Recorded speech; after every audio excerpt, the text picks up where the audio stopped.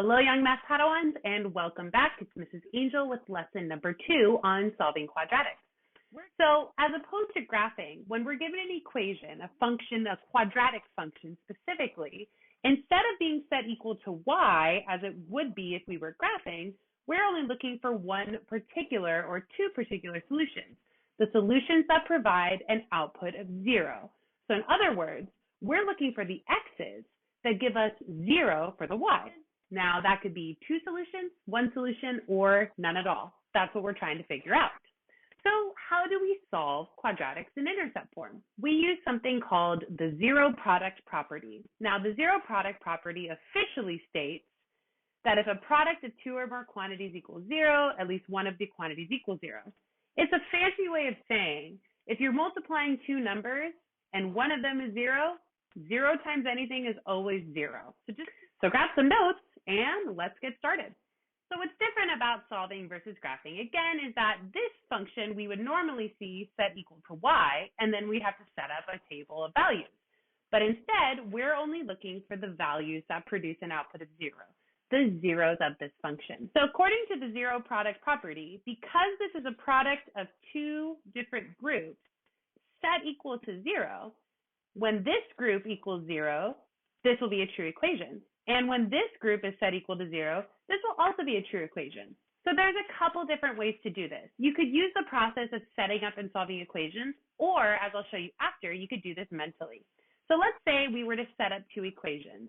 That would be that both of those products, both of those groups are set equal to 0. From here, we would simply solve both of the equations. That would lead us to n equals -7 and n equals 3. Now, you could have also figured this out mentally just by looking at the products themselves. If I look at that first group, what plus 7 equals 0? That would have to be -7. And what minus 3 equals 0? That would have to be +3. So you can set up and solve equations, or you can use some mental math. Either way, there's some checking that has to come next. And you have to check both solutions in the original function you were given. So what does all of this actually mean? This means that the quadratic here that's written in intercept form has two zeros. And those zeros are -7, 0 and 3, 0. So imagine a parabola, the vertex somewhere in between is crossing over here at -7 and also over here at +3. So here we have example 2. It's still in intercept form, even though we have a coefficient out in front. So you're still trying to find the values of n that make this equal to 0 according to the zero product property.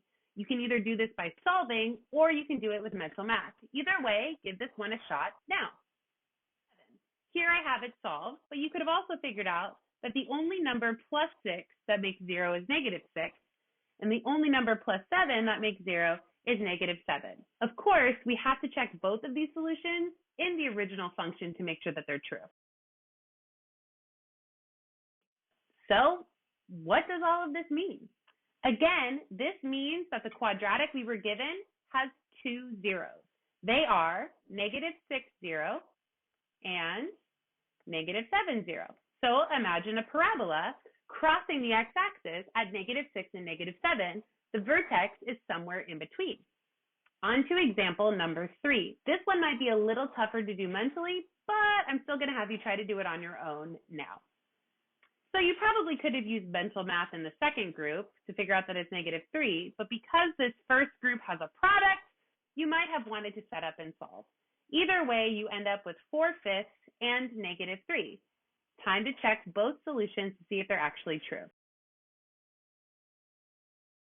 So we ask ourselves, what does all of this mean?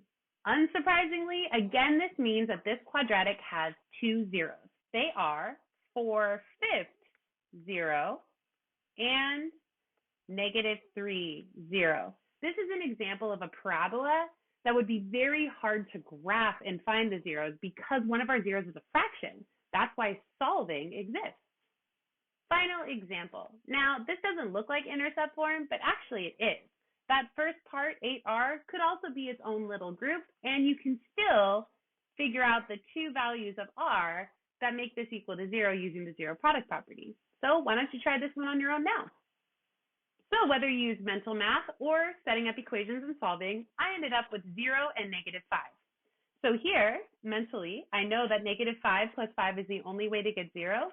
And because this is multiplication, the only way to produce 0 in a product is to plug in 0, hence the zero product property. Either way, it's time to check our work. Alas, what does this mean? But of course, this means that this quadratic here in intercept form also has two zeros, and they are 0, 0 and -5, 0. So in closing, when you're given a quadratic in intercept form, it's a lot faster to use the zero product property than it is to graph and try to find those zeros. That's it for this lesson. I will see you next time.